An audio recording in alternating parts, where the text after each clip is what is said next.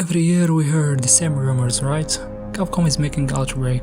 It's finally happening, and every year nothing. But with Resident Evil 9 just dropping about a month ago, something clicked in my head. You know what I realized? Capcom just built Raccoon City again, and not just a small part, I mean full detailed sections of the city. So today I want to break down why an Outbreak remake is actually way easier than people think. No crazy theories, just looking at what Capcom already has in their hands right now. Okay, first thing, Capcom didn't just build Raccoon City once, they built it 3 times in the RE engine.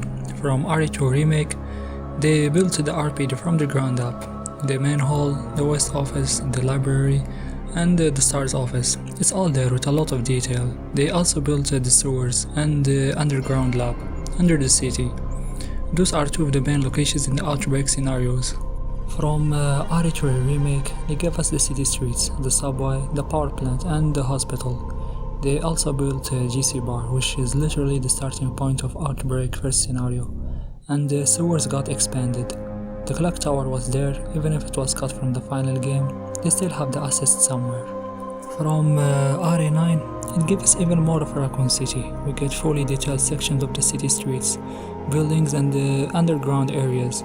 One of the new locations is the Ark Facility, a big underground complex connected to Umbrella. It's all built in the RE engine with the same quality as the remakes.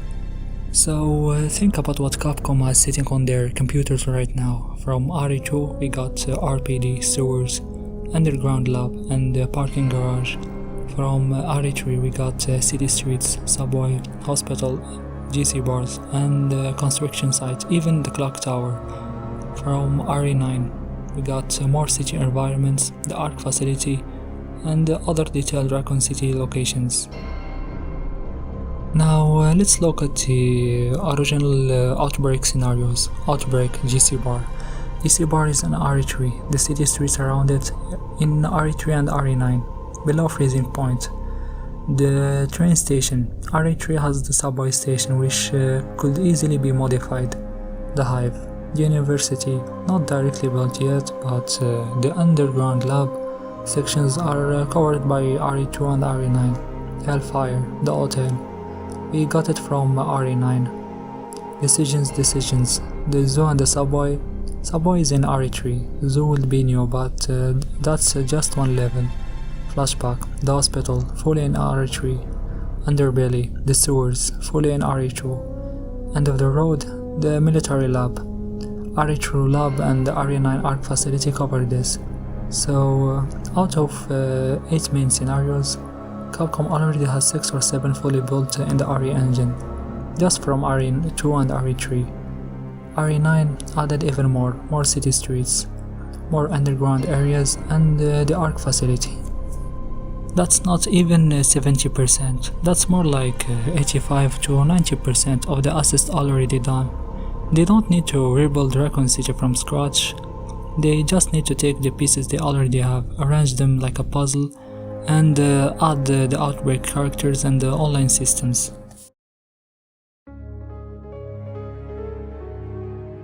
Now let's talk about why Outbreak is so special. In the main games, the characters turn into like superheroes.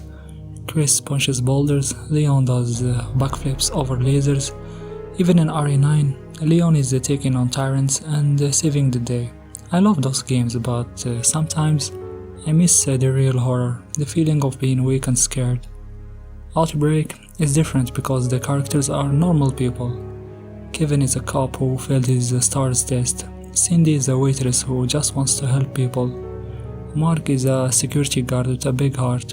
David is a plumber who's surprisingly resourceful. Alisa is a reporter chasing a story. Yoko is a shy researcher. Jim is a lazy transit worker who just wants to survive. They're not special agents, they get tired, they get scared, and if they get bitten, there is a virus meter slowly going up. You feel the pressure, that's pure survival horror to me.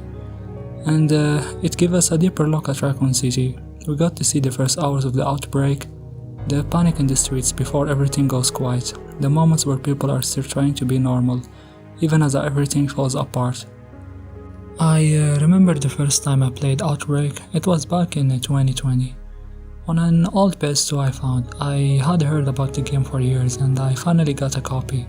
I played it alone because the online servers has been gone for a long time. I picked Kevin because he had a gun and I thought that would help. I started the first level, GC bar. The AI was, well, let's just say it was stupid. They would run into zombies, waste ammo, or just stand there while I was getting attacked. The game was clearly meant to be played with real people, but I didn't have that option. I kept dying in the first few minutes, but I kept trying. Slowly, I learned to use the AI's commands, to push zombies, to save my bullets. And when I finally made it off the bar with other survivors, man, that felt so good. That's why these characters matter. They feel like us. They're not heroes, they're just people trying to survive. And with RE9 give us more Raccoon City environments, I can't stop thinking about how perfect an Outbreak game would be right now. You could explore the city with friends using all those assets Capcom just built.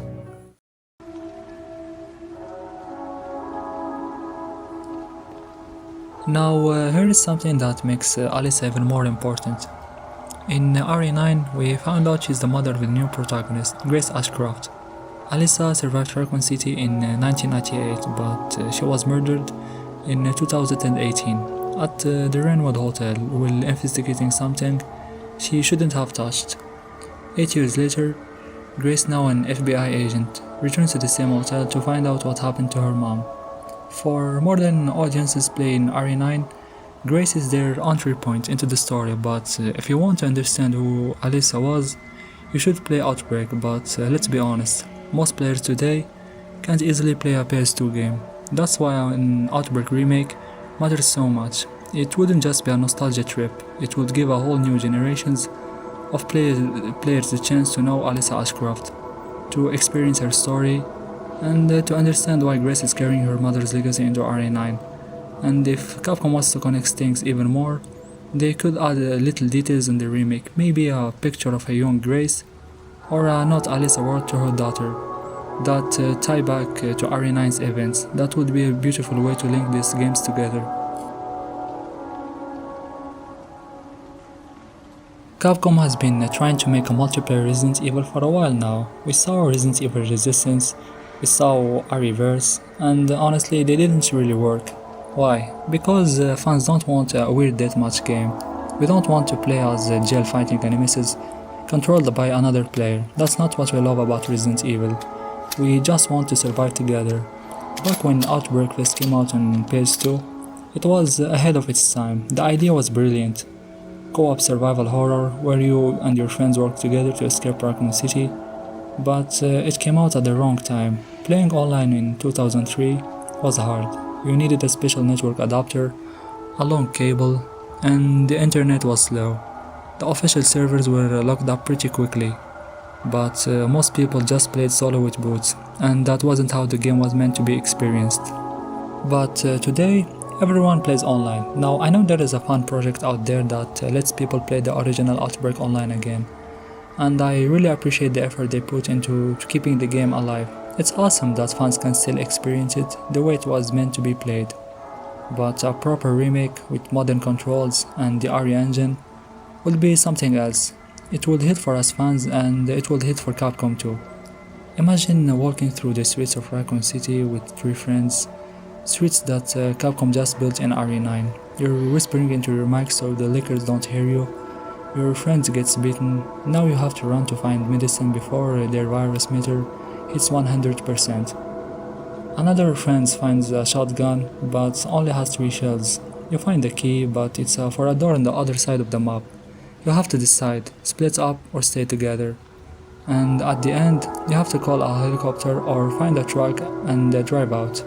But maybe not everyone makes it. Right now there is no other game doing high quality story driven co-op survival like that. Capcom wouldn't just make fans happy, they probably make a lot of money. It's a guaranteed hit in this era of gaming, and they already have the Raccoon City assets ready to go from RE2, RE3 and RE9.